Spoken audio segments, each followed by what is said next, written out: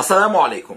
سأفتتح هذا الفيديو بالحديث النبوي الشريف: من تشابه بقوم فهو منهم.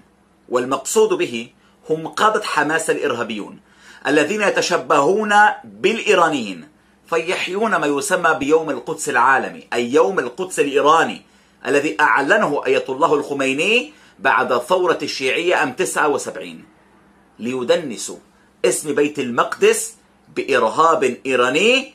الشريعة الإسلامية والسنة النبوية بريئتان منه، فبأي بدعة مذمومة تأتون وبأي حق تتبعون إرهاب إيران اتباعا أعمى لصبغ المنطقة بصبغة نظام إيراني محدود؟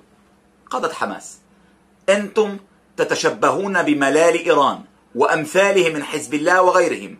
أنتم متشيعون رسميا وفق الحديث النبوي الشريف وعلى أسس النظام الإيراني.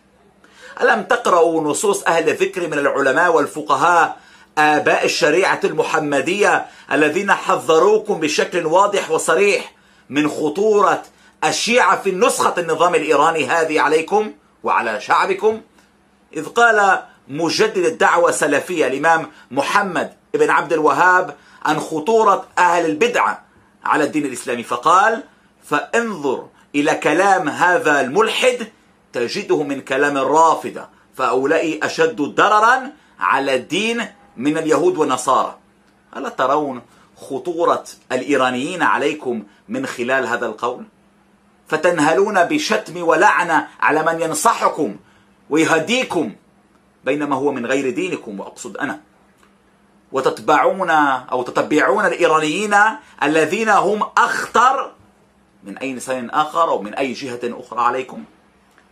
كما قال شيخ الإسلام ابن تيمية في منهاج السنة مفسرا الخطر الشيعي كما سماه على السنة، وأنا أجده مناسبا للخطر الإيراني على المنطقة هذه الأيام، خطر فيلق القدس الإيراني الإرهابي